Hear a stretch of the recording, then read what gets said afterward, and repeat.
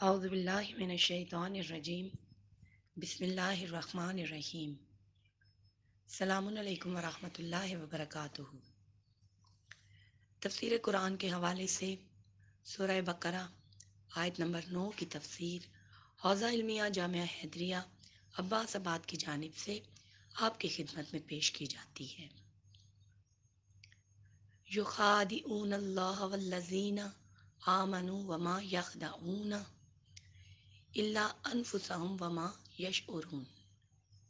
ترجمہ: وہ اللہ اور ایمان والوں کو دھوکہ دینا چاہتے ہیں جبکہ حقیقت میں وہ صرف اپنے آپ کو ہی دھوکہ دے رہے ہوتے ہیں، لیکن انہیں اس بات کی سمجھ ہی نہیں آتی۔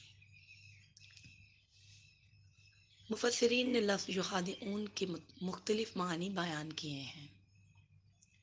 اس کا لفظی معنی ہے چھپانا۔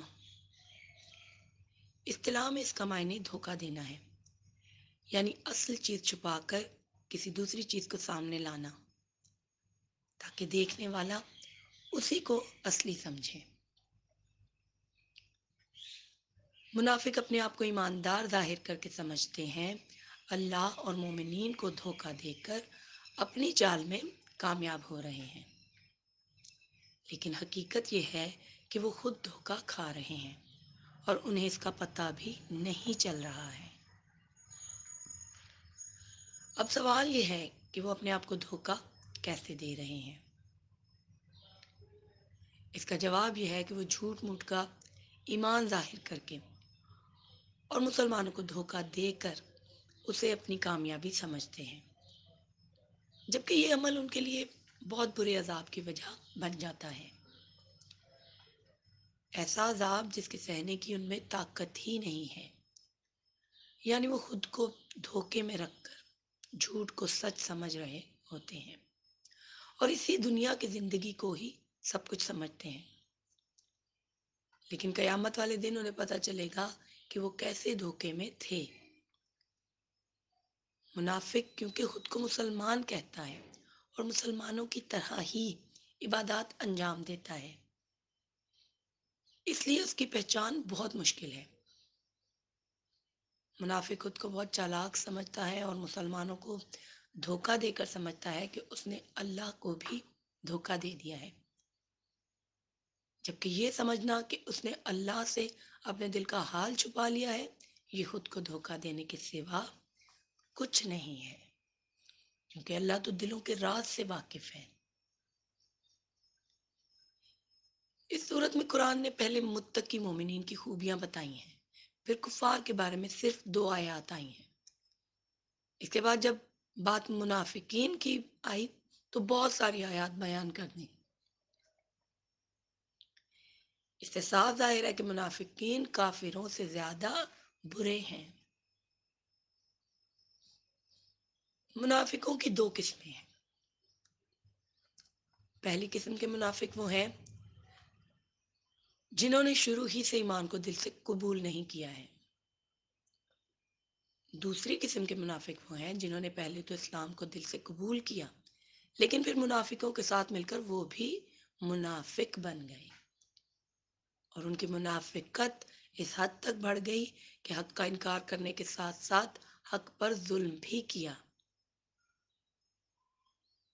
بعض مسلمانوں کا یہ عقیدہ ہے کہ جس کسی نے بھی ہجرت سے پہلے رسول اکرم صلی اللہ علیہ وآلہ وسلم کے ہاتھوں مکہ میں اسلام قبول کیا تھا، وہ پکے صحابی ہیں اور جنت میں جائیں گے،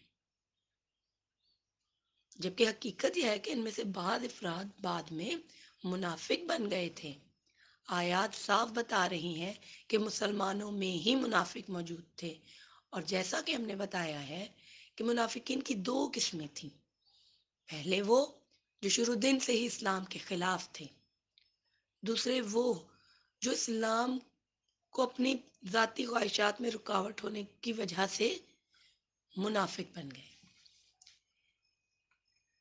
انہی میں سے بعض افراد ایسے تھے جنہوں نے پہلے تو دل سے اسلام قبول کیا، لیکن بعد میں دنیا کے لالچ میں آ کر منافق بن گئے۔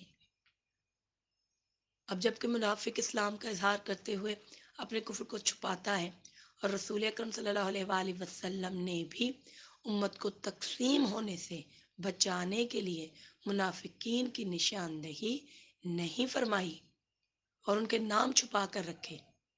اسی طرح تاریخ میں بھی مختلف باتیں ملتی ہیں۔ کوئی مورخ کسی شخص کے لیے تعریفوں کے ڈھیر لگا دیتا ہے تو دوسرا مورخ اسی شخص کی مذمت میں پہاڑ کھڑے کر دیتا ہے۔ ایسے حالات میں جب کہ ہم نہیں جانتے کون کون سے افراد صحابی تھے اور کون کون سے منافق، کسی بھی شخص کو جنتی یا دوزخی ثابت کرنا کسی طور بھی مناسب نہیں ہے۔ جنت میں جانے یا جہنم میں جانے کا فیصلہ قیامت والے دن ہوگا، اور وہ ایسا دن ہے کہ انبیاء علیہ السلام بھی خدا کے جلال کے سامنے پسینہ پسینہ ہو رہے ہوں گے، جبکہ ہماری حالت یہ ہے کہ ہم دنیا میں ہی خدا بن کر جنت اور دوزخ کی ٹکٹیں بیچ رہے ہیں۔ جزاک اللہ خیران۔